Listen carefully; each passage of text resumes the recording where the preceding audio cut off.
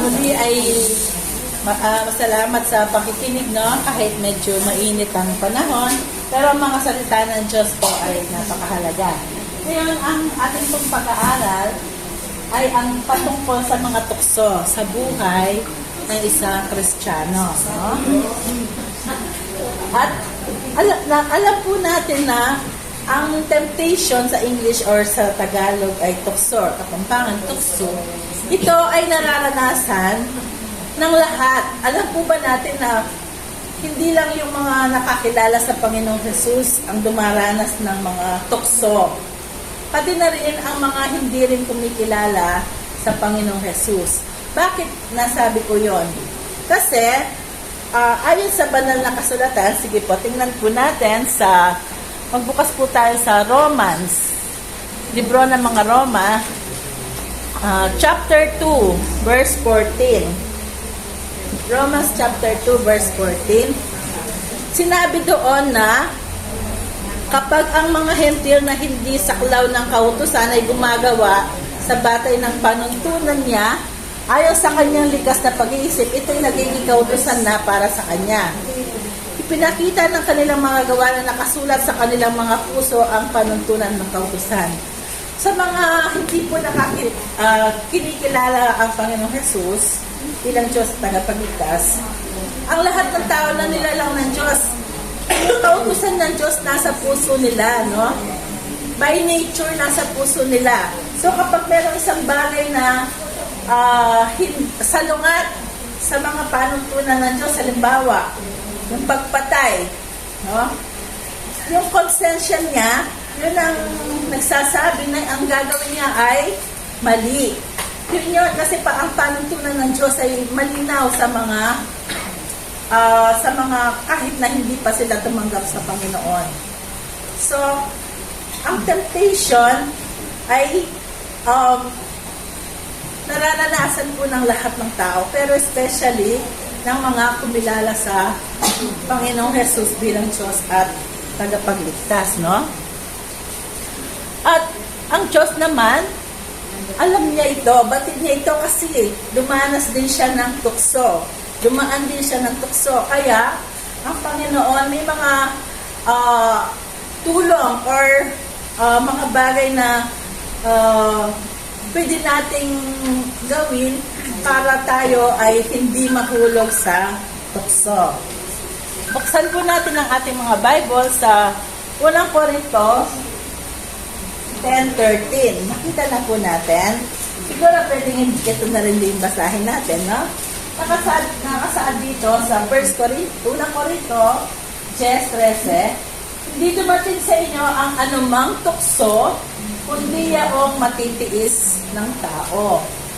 Tapat ang Diyos na hindi niya itutulad sa kayo tuksohin ng higit sa iyong makakaya. Kundi kalakip din ng tukso, ay gagawin naman ang paraan ng pagbilag upang ito'y inyong matiis. So, sabi ng Panginoon, no? Kapag dumadating ang tukso, ang Diyos tapat siya. Hindi kanya pababayaan na mahulog kasi alam niya na kaya mong labanan yun, kaya mong pagbilagin ang tukso. Sabi niya, kalakip ng tukso ay gagawa siya ng paraan. Siguro, sa buhay natin, kahit tayong mga tunay na tumanggap, pag dumadaan tayo ng tukso, yung gusto natin gawin na mali, kung minsan, ang Diyos na mismo yung gagawa ng kaparaanan para hindi natin gawin yun, no? Kahit na palapit na tayong palapit na gawin yung isang tukso para mahulog at magkasala tayo. Ang Diyos, ang ating Diyos na makapangyarihan, gagawa siya ng paraan, lalo na kung nababasa niyo yung puso po natin na ayaw natin gawin yun dahil mahal natin siya.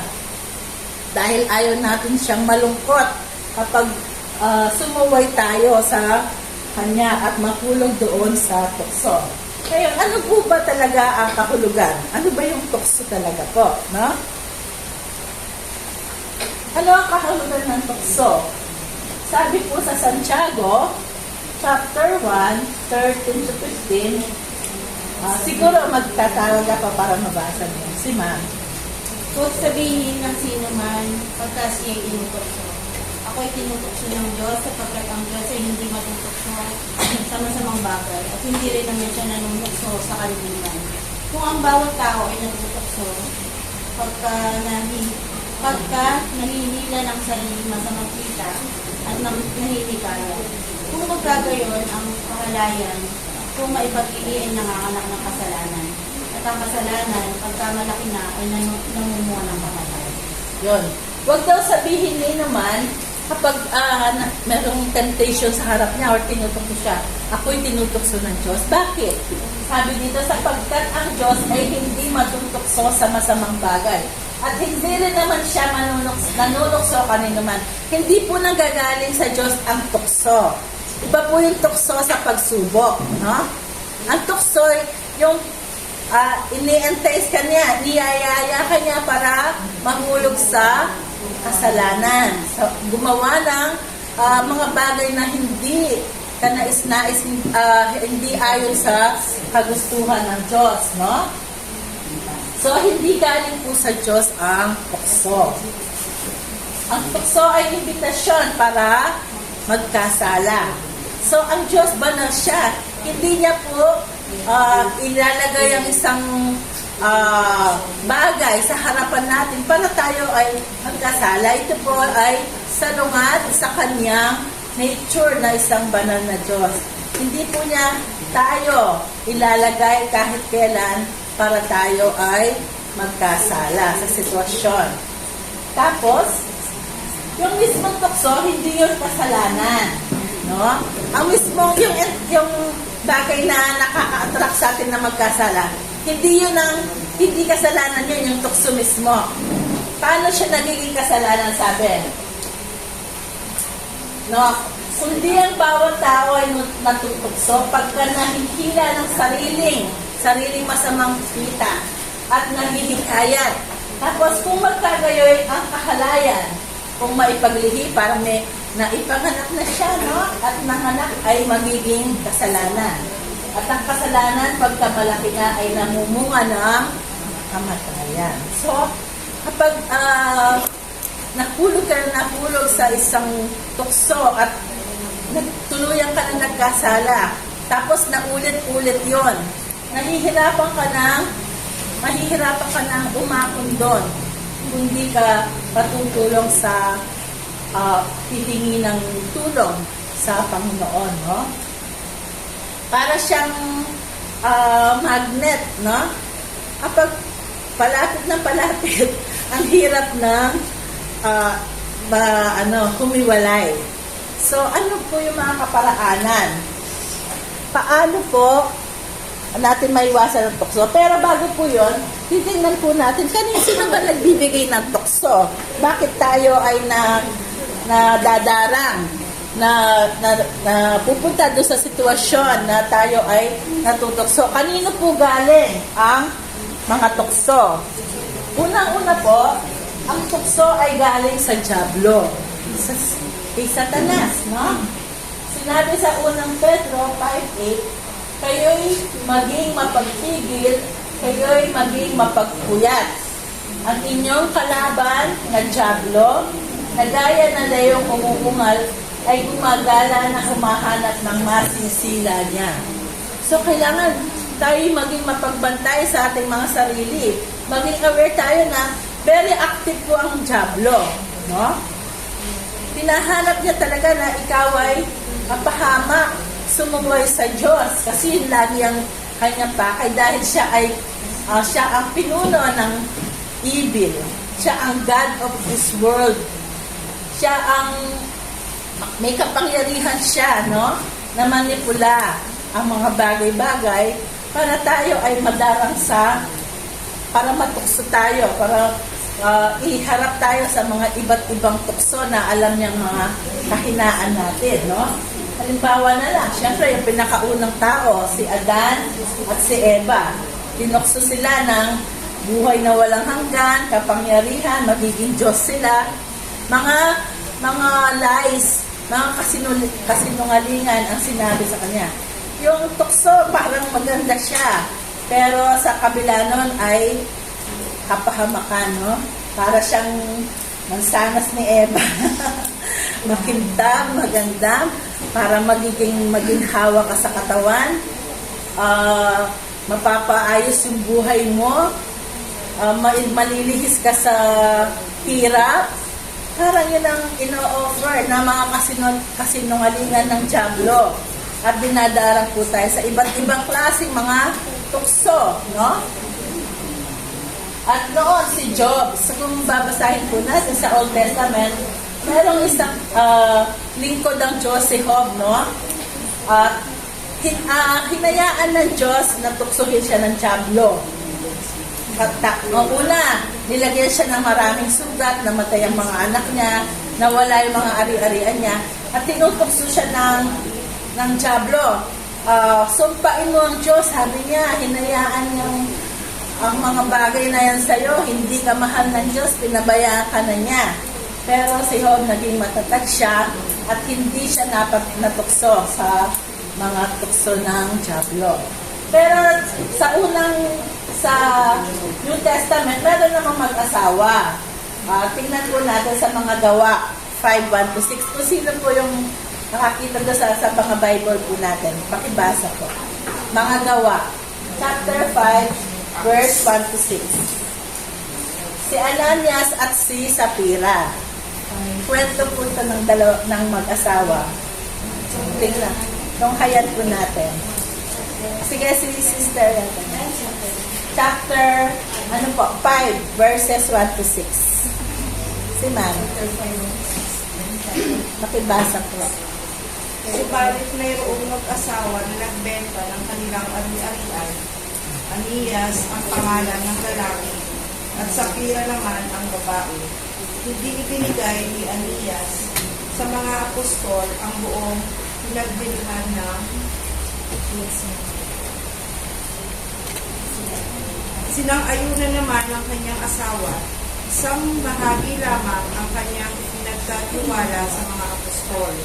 Kaya't sinabi ni Pedro, Anias, bakit ka nagpadala kay Satanas at nagsinungaling ka sa Espiritu Santo? Bakit mo binawian ay binawasan ang pinagbilhan mo ng lupa? Bago mo ipinagbili ang lupa, hindi ba iyo iyon? At nang maipagbili na, hindi ba iyo rin ang pinagbilhan? Bakit mo naisipang gawin yon? Hindi ka sa tao nagsinungaling kundi sa Diyos. Nang marinig ni Anias, siya'y nalabutan ng hininga at bumagsak, at lahat ng nakabalita sa pangyayaring yon ay pinagharian ng matinding takot. Okay, thank you po, sis. So yun po, no, may dalawang mag-asawa. Kasamahan po sila nila Apostle Pedro. Tapos may binenta silang lupa. Tapos sinabi niya, binigay niya lahat yung pera, no? Kasi gusto nilang pakita na mahal nila ang Panginoon. Pero nagsinungaling sila dahil tinukso sila ng Diablo, no? Sabi nila, halimbawa, 100,000 pinagbentahan. Binigay lang nila mga 10,000, no? Isang bahagi lang. Pero sabi nila, yun na lahat yun, pinagbentahan ng lupa. Gusto nilang pakita na mabait sila, na Kristiyano sila, pero nagsinungaling sila dahil sa pagtukso ng Diablo sa kanila. At sila ay napahamak, no? Kinuha yung buhay nila nung oras na yon. Sa harapan kasi ng Diyos, hindi tayo pwedeng magkunwari, hindi tayo pwedeng magsinungaling. So, mga halimbawa, yun talagang ang Diablo, hinahadlangan yung mga tao para mamuhay ng naaayon. Yung naaayon sa kagustuhan ng Diyos, yung napapaligayan nila ang Panginoon, yung lumalago po tayo sa ating relasyon sa Diyos. Ayaw na ayaw ng Diablo yun, sumisikip yung kanyang dibdib. So, talagang para siyang leon, sabi na, umuungal. Hanap siya ng hanap na mabibiktima. Tapos kapag may nabiktima na siya, pumapalakpak ang Diablo. Pero ang tao ay nalulungkot dahil nalulugmok siya sa kasalanan, lalo na ang mga Kristiyano. At pangalawa, may kakuntsaba ang Diablo para tayo matukso. Ito mismo ay ang ating mga sarili. Yung ating nature. Yung ating nature na madaling magkasala. Sabi po sa Romans chapter 7, mga libro ni Roma, sabi, 21 to 23. Kaya nga, nasumpungan ko ang isang kautusan na kung ibig kong gumawa ng mabuti, ang masama ay nasa akin. Sapagkat ako'y nagagalak sa kautusan ng Diyos, ayon sa pagkataong loob. Datapwat, nakikita ko ang ibang kautusan sa aking mga sangkap na nakikipagbaka laban sa kautusan ng aking pag-iisip at dinadala akong bihag sa ilalim ng kautusan ng kasalanan na nasa aking mga sangkap. Dito, dalawa yung kautusan, dalawa yung nature na parang nag-ooperate sa isang Kristiyano. Yung isa, yung nagagalak siya sa kautusan ng Diyos. No? Parang yun ang gusto niyang gawin. Pero sabi niya, datapwat, merong ibang kautusan na nasa kanyang katawan, yun ang ating old nature, yung makasalanan. No? Parang, kapag natutokso ka, yung isang nature mo, gusto niyang gawin yun. No? Halimbawa, meron kang tindahan, business. Ngayon, para kumita ka, gusto aayusin mo yung timbangan mo, gano'n. Medyo babawasan mo para kumikita ka, no? Pero, ang hindi ba natin alam na ang mga pagpapala ay galing sa Diyos, no? Ang Diyos ang bahalang magbibigay. Thank you, no? Ang Diyos ang bahalang magbibigay ng mga pagpapala po sa atin. So, thank you. So, sa ating pong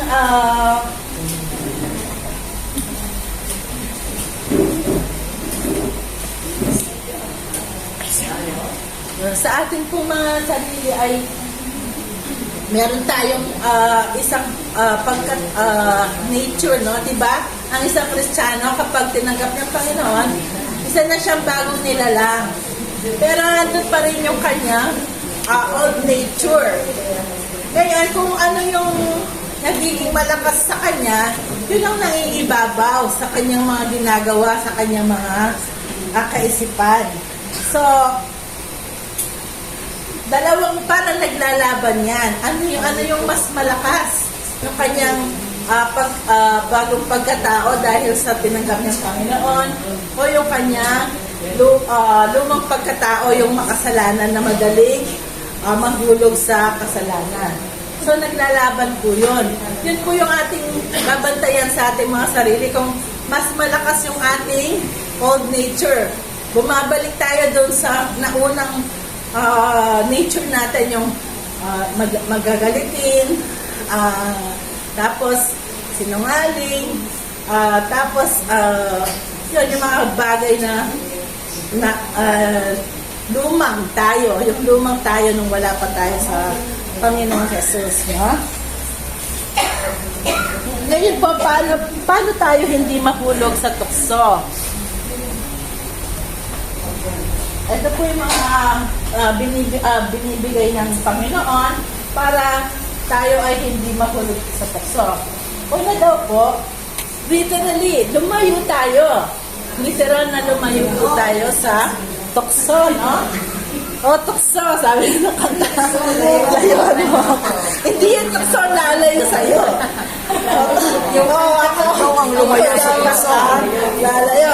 Ang tukso talagang lapit na lapit eh. Dapat tayo, maliya tayong kanta, no? Sabi sa, buting na po natin sa Bible natin, 1 Timothy 2, chapter 2, verse 22. Basahin po natin. Sabi, sige po, kung meron pong nakakita. Unang Timoteo, chapter 2, verse 22. Nakikita ko yun. Oh. 1 Timothy, chapter 2, verse 22.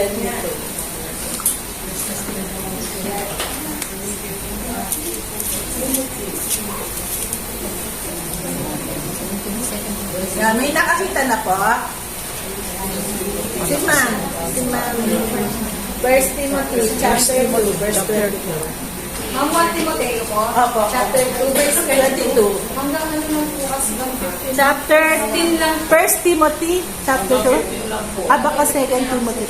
Sige, basahin ko na lang. Sabi to, no? Chapter 2, baka 2 Timothy. Datapot layuan mo ang masasamang pita ng kabinataan. Pero apply din to sa atin, no? At sundin mo ang kabanalan, ang pananampalataya, ang pag-ibig, ang kapayapaan. Kasama ng mga nagsisitawag sa Panginoon mula sa pusong malinis.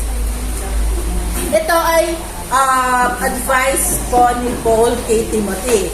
Mga kabataan, kasi magpupusok sila, madaling mahulog sa tukso. Pero ganun na rin sa atin yan. At ang susundin daw natin yung kabanalan, yung paggawa ng mga utos ng Diyos, pananampalataya, yung pagpapatibay ng ating pananampalataya, paniniwala sa Diyos, pag-ibig, yung mga bunga ng pag-ibig, yung kindness, gentleness, ganon, walang envy, walang jealousy, kapayapaan. Ayaw ba natin yung payapa yung ating kalooban, kaisipan, no? At kasama ng mga nagsisitawag sa Panginoon, fellowship ng mga kamukha nating mga Kristiyano, nagsisitawag sa Panginoon mula sa isang pusong malinis. Hindi natin sinasabi na malinis tayo, malinis yung puso natin dahil pinatawad tayo ng Panginoon sa ating mga kasalanan. Yun daw ang ating, yun na yung ating ipapursue, no? Love, pananampalataya, kabanalan, fellowship, yung pakikisama sa mga katulad nating mga Kristiyano. At sa James 5:7, no? Tingnan po natin, Santiago 5:7. Ano pa? Ano yung pwede pa natin gawin para hindi tayo mahulog sa tukso? Santiago chapter 5, verse 7. Ayan si Ma'am, nakita niya. Santiago 5:7.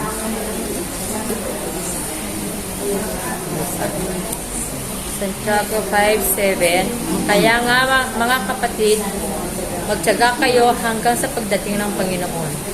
Tignan ninyo ang magsasaka, buong tiyaga niyang hinihintay ang mahalagang ani ng kanyang bukirin at inaabangan ang pagdating ng tag-ulan. Pahiram mo naman. Iba yung verse mo. Santiago 5, verse 7, no? Oo. Dito sa ibang sabi, pasakop nga kayo sa Diyos. Tatapot, magsisisalangsang kayo sa dyablo at tatakas siya sa inyo.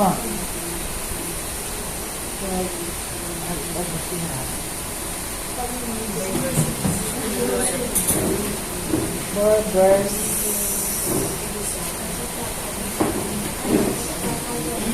4:7 pala, sorry. Mali yung pagka-type ko. Basahin mo ulit lang. 4:7 pala, sorry po. Ito pala iba.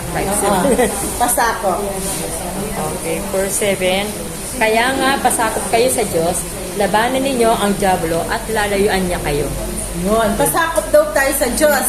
Huwag nating labanan yung ating new nature na gusto nating sundin ng Diyos. Huwag nating pairalin yung ating matigas na ulo.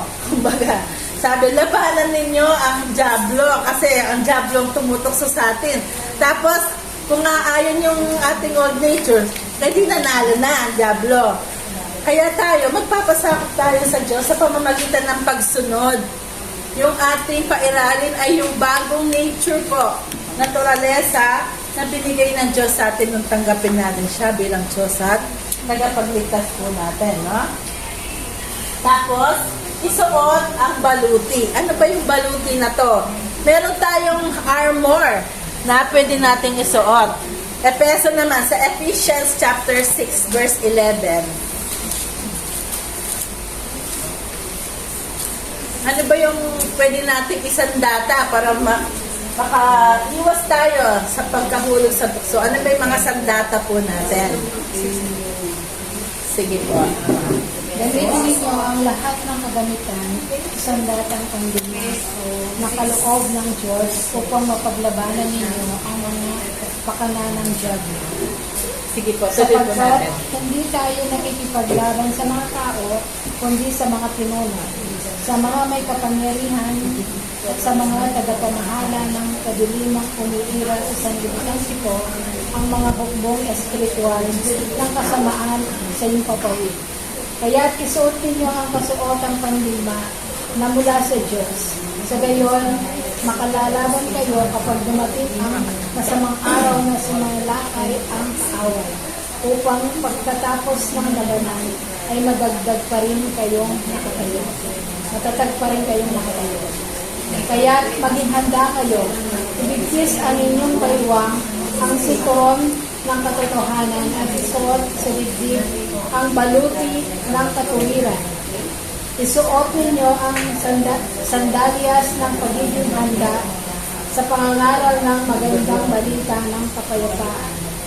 Lagi ninyong gawing panangga ang pananampalataya na siyang papatay sa lahat ng nagliliyab na palaso ng Diablo.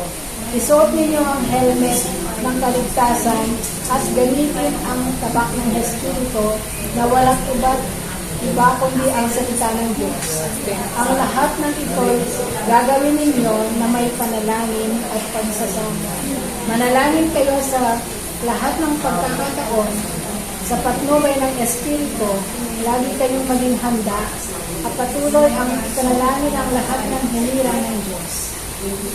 Ipanalangin din ninyong ako ay pagkalooban ng wastong pananalita upang buong tapang kong ipahayag ang hiwaga ng magandang balita ito. Maraming salamat po. Yun, sabi, no? Marami siyang binanggit doon na mga kalasag, mga weapons natin para hindi po tayo mahulog sa tukso. Unang-una, yung breastplate of righteousness, yung katwiran. Yung katwiran na binigay sa atin, no? Tanggapin natin siya. Sa harapan ng Diyos, matuwid na tayo, no? Hindi na tayo nakikita na makasalanan kung tunay natin tinanggap. Huwag nating hayaan ng Diablo, o ikaw, makasalanan ka, wala ka ng pag-asa. Kasi ang Diablo, accuser siya, ina-accuse ka niya. O wala ka ng pag-asa, gawin mo na lang ang gusto mo. Hindi, no? Tayo ay tinubos na ng Panginoong Jesus. Malinis na po tayo sa harapan ng Diyos. At sabi, ano yung pagpatay sa Kanya? Yung sword of the Spirit, which is the Word of God. Yung mga salita ng Diyos, lagi po nating, pagbubulayan. Yan yung makakapagpalakas po sa atin kasi dyan, binibigyan niya tayo ng liwanag, ng guidance, ng pagsaway, ng pagpapalo. Minsan, sinasabi niya na mali yung ginawa natin. Doon, nakikita natin yung mga kagustuhan niya. Naliliwanagan yung ating landas, no? Dahil tinawag ang mga salita ng Diyos na unang liwanag, pero ito rin ay magagamit natin na pagpatay, sabi, no? Pagpatay sa Diablo, doon sa mga panunukso ng Diablo, no? Yon yung sword of the Spirit. Napakahalaga. Narinig din po natin yung pananalangin para magapi natin ang tukso, panunukso ng Diablo at palakasin po natin yung ating mga espiritual, no? At isa pa, tumakad sa espiritu. Ito po ay mababasa po natin sa Galatians chapter 5, verse 16, Galatia 16 and 17. Paano ba lumakad sa Espiritu? Sige po. Sinasabi ko sa inyo, ang Espiritu ang gawin ninyong patnubay sa inyong buhay at hindi kayo magiging alipin ng pilig ng laman. Sapagkat ang mga nasa laman ng laban sa kalooban ng Espiritu at ang kalooban ng Espiritu ay laban sa mga nasa ng laman. Laging naglalaban ang dalawang ito, kaya't hindi ninyo ito magawa ang nais ninyong gawin. Kung pinapatubayan kayo ng Espiritu, wala na kayo sa ilalim ng kautusan. Maraming salamat po. Sabi, kailangan lumakad sa Espiritu, no? Hayaan natin yung pag-udyok ng Espiritu sa atin, yung conviction. Sa isang Kristiyano, nasa kanya na. Nasa kanya na ang banal na Espiritu at ginagay niya tayo. Hindi na yung conscience natin ng lumang pagkatao na gagay natin. Nagiging malinaw na. Malinaw ang mga salita ng Diyos. Pinapaliwanag ng Espiritu na ito ang gagawin natin. Huwag mong gawin to, hindi mahisyahan ng Diyos. Tapos, palakasin mo yung iyong espiritong pagkatao. Di ba sabi, ang tao, meron siyang dalawang nature, parang inilarawan sa dalawang aso yan. No? Isang puting aso, isang itim na aso. Kung ano yung pinapakain mo, yun ang mas tataba at yun ang mas lalakas. Kung lagi pinapakain mo yung sarili mo ng mga bagay dito sa sanlibutan, mga kung ano-ano nakikita sa social media na mahahalay, mga pagkakasala, mga kung parang pinapakita ng Diablo, ay ito maganda to, ito gawin mo to, gayahin mo to. Pero alam mo naman sa iyong sarili at ayon sa mga salita ng Diyos na ito ay hindi kagustuhan ng Diyos. Pero yun pala na ginagawa mo.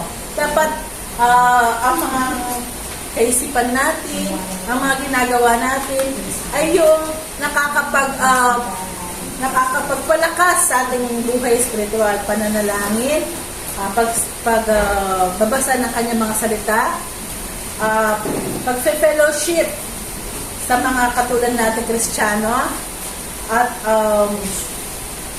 yung pagsunod sa kanyang kagustuhan, no? At doon lalakas yung ating espiritu. Nakakalakad tayo ayon sa espiritu, hindi ayon sa ating laman. Yung ibig sabihin laman, yung flesh, yung gusto niya, yung sarili niya, kahit na hindi yung kagustuhan ng Diyos, yun ang sinusunod niya. Kaya hindi tayo makakalakad sa espiritu kung mas pinapakain natin yung ating lumang pagkatao. So, dapat yung nabubusog yung ating spiritual. So, paano hindi mahulog sa puso? Lumayo. Ikaw na mismo lumayo. Merong kwento sa Bible. Literal na lumayo siya sa tukso. Nung si Joseph, tinutukso siya nung asawa ng Parao. Tumakbo talaga siya, no? Pero tayo, kung minsan literal tayong pwedeng tumakbo sa mga tukso. Tingnan natin yung mga araw-araw na buhay po natin. Tumakbo tayo, iwasan natin ang pagtukso ng Diablo at yung nasa ng ating mga laman. Isuot yung baluti. Ang baluti natin, pananalangin at yung mga salita ng Diyos at yung fellowship. Palakasin ang ating bagong pagkatao at lumakad sa Espiritu. At para sa kahulihan-lihan, ito po, no? Ito, tandaan po natin paano tayo lalago. Palalakasin natin ang ating Espiritu. Paano natin magagapi ang pagtukso ng Diablo? Unang-una, pananalangin. Kung minsan napakalakas talaga. Minsan, parang hindi mo siya kayang hindian yung isang tukso kasi minsan nagigipit ka or yun na lang, parang iniisip yun na lang ang paraan para maging successful yung anak mo o ikaw o yung pamilya nyo, yun ang dapat gawin. No? Bawa, example ko na lang. Minsan, yung mga panahon na nagba-battery test yung mga pinsan ko para ma-admit sila, pumasa sila sa isang kurso, ganon. Minsan, merong mga ibang na naga-under the table para ipasa nila yung mga anak nila. Nagsusuhol sila sa mga propesa, gano'n. Hindi isip natin mapapabuti yung sitwasyon, no? Pero mas batid ng Diyos kung ano yung magiging future natin, nasa Kanya yun. Hindi wala sa kamay natin yung success. Hindi nasa kamay ng Diyos. Ipagkatiwala natin yung lahat-lahat sa Kanya. Pangalawa, yung Word of God. So, araw-araw po ay bigyan natin ng panahon yung pagbabasa ng salita ng Diyos. Makikita po natin, giginhawa yung ating spiritual na buhay. Yung ating kaisipan, magkakaroon ng kapayapaan. Magliliwanag yung ating pagkakilala sa Diyos. Lalo tayong malalapit sa Kanya. Makikita natin yung kagandahan ng Diyos, yung Kanyang kabutihan.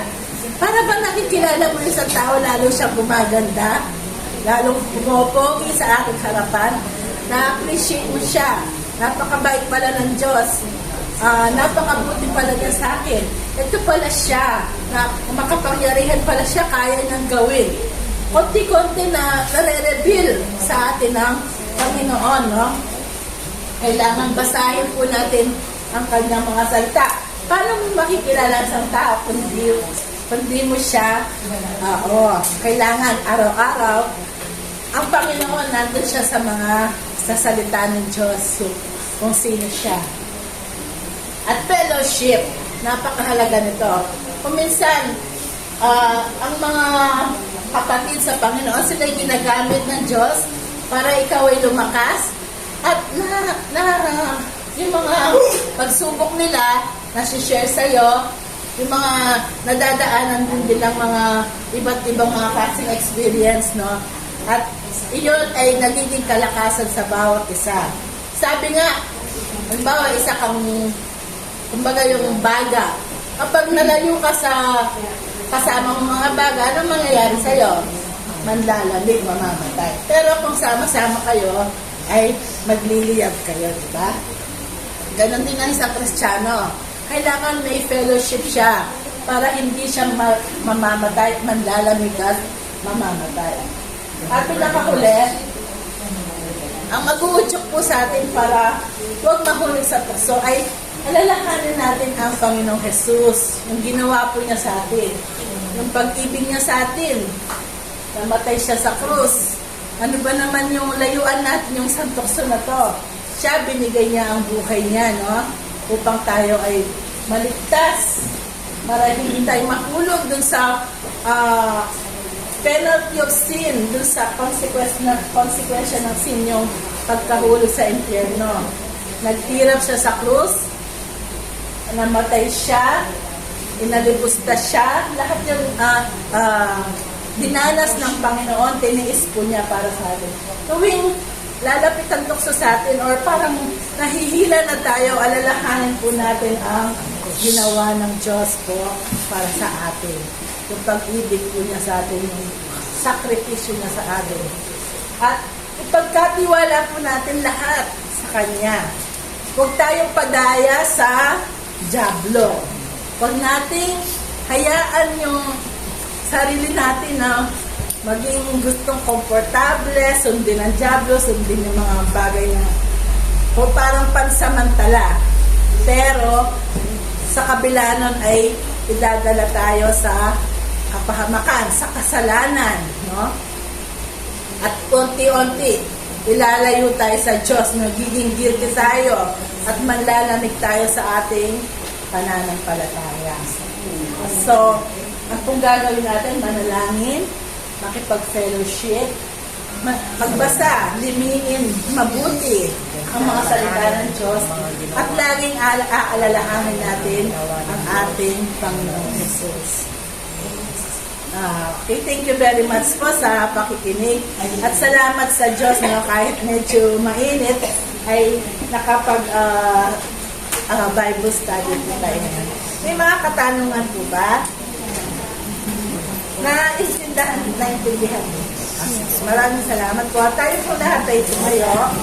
para sa isang rice.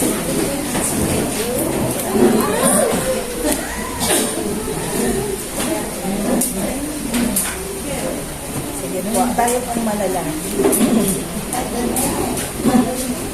Ama namin banal, ngayong kaorasan po ito ay pinupuri ka po namin at pinapasalamatan sa binigay mo pong magandang oras para pag-aralan po ang inyong pong mga salita. Palakasin mo po ang bawat isa sa aming pong mga pananampalataya at tulungan mo po kami na mapaglabanan at hindi mahulog sa mga iba't ibang tukso na binibigay ng dyablo at palakasin mo ang aming espiritual na pagkatao na binigay mo nung ang espiritu na binigay mo nung tinanggap namin ng Panginoon bilang Diyos at sariling tagapagligtas. Maraming salamat po sa pakikinig ng mga kapatid at tulungan mo po ang bawat isa na magawa po ang mga bagay na amin pong pinag-aralan. Ikaw po ang bahalang mag-ingat sa paghiwa-hiwalay po namin at sana po ay marami pa pong pagkakataon ang mga ganitong bagay para maging malinaw po ang mga salita mo sa lahat, sa bawat isa.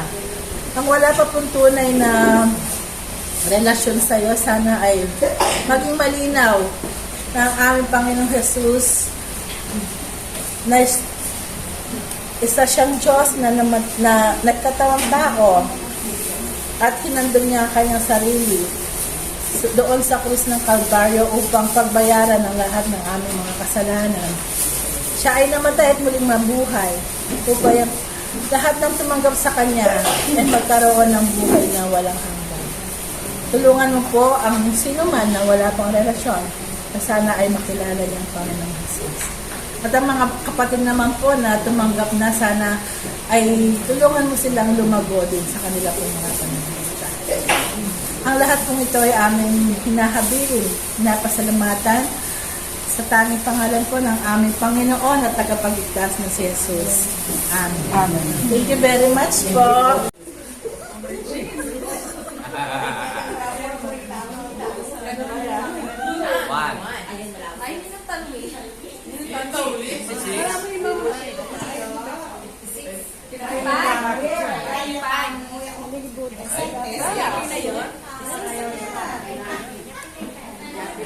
Number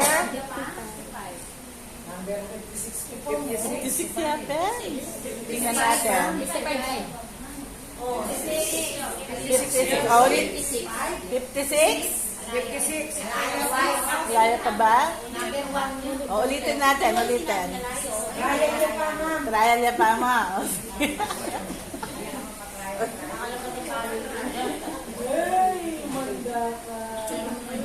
Ano yung na Yung best price. 20. Number 20. O, dito number 20. Ma'am, announcement. Number 20, Elnor Regala. Ayun, Elnor. Sige. Ma'am Elnor, ito yung mga questions na halika dito. Halika dito ba? Yan. At ang tanong, kung ikaw ay haharap sa Diyos at tatanungin ka niya kung bakit kanya papapasukin sa langit, ano ang sasabihin mo? Halika dito mo. Sige. Sige, isipin mo muna.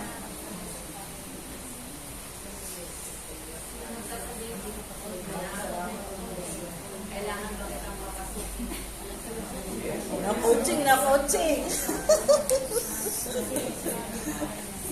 Kung ikaw ay haharap sa Diyos at tatanungin ka Kanya kung bakit Kanya papasukin sa langit. Nasa ang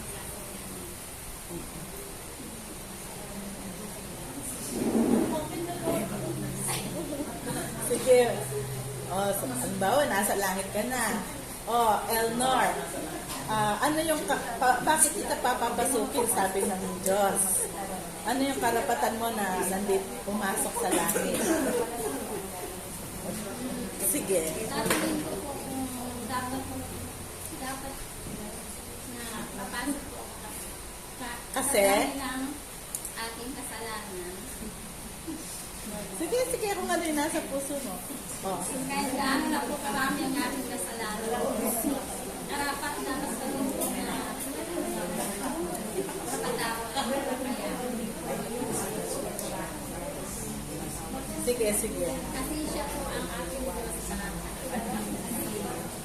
Okay, sige. Sa palagay mo, yun yung time na hihingi ka ng tawad, tsaka at kikilalanin mo siya bilang Diyos sa tagapagligtas kasi nandun ka na. Yung biyaya ng Diyos ay binibigay niya habang buhay tayo, nandito tayo sa lupa. No? Pero isipin po natin, kung nandun na tayo, yun na yung time na isusulit mo yung sarili mo. I-account mo kung ikaw ba ay karapat-dapat na papasukin ng Diyos sa kalangitan. Yun po yung isipin natin habang nandito po tayo.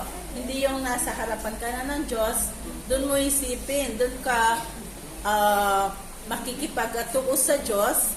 Yung pagkakataon na pagliligtas ng Diyos, yung biyaya niya habang nandito pa tayo, yung buhay tayo.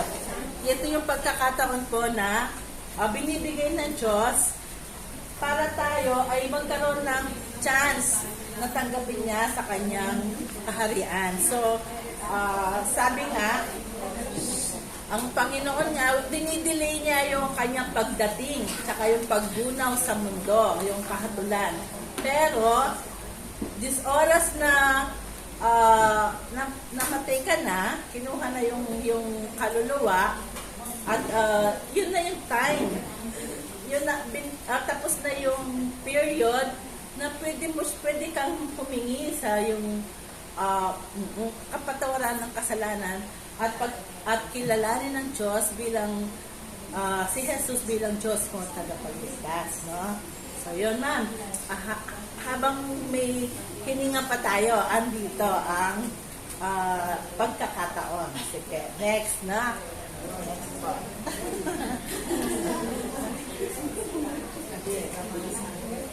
Sino kaya ang papalarin? Okay, mami, spin mo. Pindutin mo yung spin.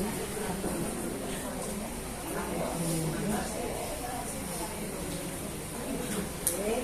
Next. Number 35. Number 35. Sarina. Sarina daw, Sarina.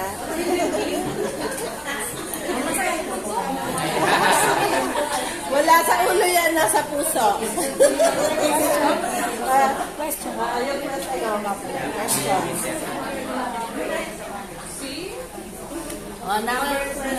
Number 2 question sa'yo, ma'am. Sige, pakibasa mo. Number 2. Okay, sige, basahin po ng malakas. Sino si Jesus sa'yo at paano mo ilalarawan kung anong relasyon meron ka sa Panginoong Jesus?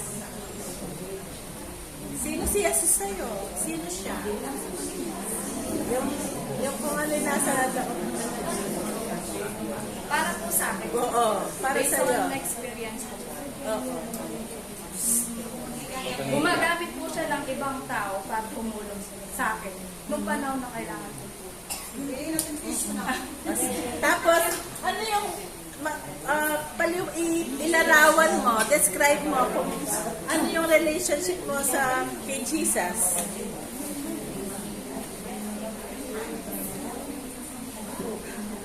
Meron ba o wala? Or malayo ka ba o malapit ka sa Kanya? Kilala mo ba siya ng personal? Ano yung nalalaman mo tungkol sa Kanya?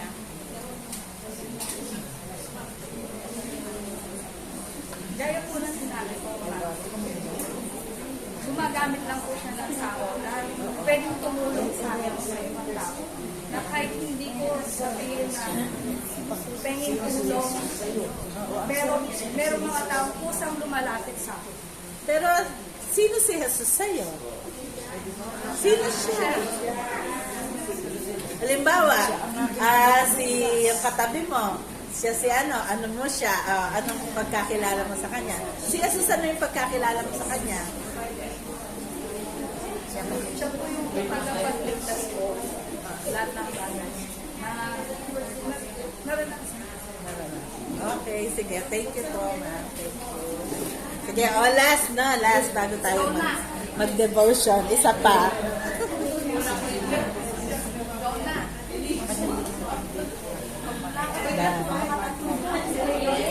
Si man, pinagdit mo yung spin. Hindi ko man nakikita. Yun. Pindutin niyo.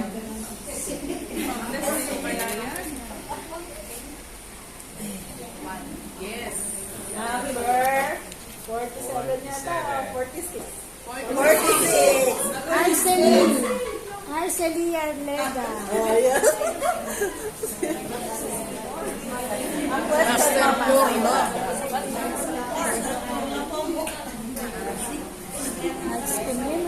Okay. Yung question pa rin na pili ka sa dalawa. Kung ikaw ay haharap sa Diyos, yun ang sayo. Kung ikaw ay haharap sa Diyos, tatanungin ka kung bakit. Sino si Jesus sa iyo at paano mo ilalarawan kung ano relasyon meron? Sige. Sa amin pong INC, si Jesus po, siya po tagapamagitan ng aming Panginoon, ng ating Panginoong Ama. So, pag nananalangin po kami, lagi natin sinasabi po na Panginoong Jesus, pamagitan po kami sa aming Ama para sa mga sa araw-araw. Lakad namin sa buhay namin. Sa Panginoon. Ayun, kung ikaw ay haharap sa Diyos, sige, isa mo na. Ewan mo na.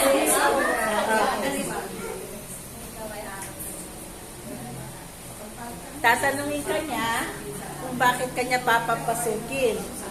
Ano sasabihin mo? Tawa, nandun na tayo sa merong nangyari, tapos yung ano na yung buhay mo, tapos haharap ka sa Diyos. Ngayon, papapasukin ka ba niya o hindi? Tapos ano yung sasagot mo? Alam ko po na papapasukin po ako sa tahanan ng Panginoong Ama dahil po nagbibigay po ako ng tapat, mabuti po ako sa aking kapwa at sa aking mga mahal ko. Okay, bali yun po yung Okay, sige. Maraming salamat po sa mga nag-participate, no? Sa next na naman ulit, 5 naman, no? 5 questions. Maximum na itaw. Pero Ah? po nun, sister, yung mga natawag na yun. Pwede po ba yun? Accepted na yan. Hindi, Mama Sele. O sige. Ngayon, pupunta na tayo sa ating pag-aaral, no? Nakikita niyo ba lahat?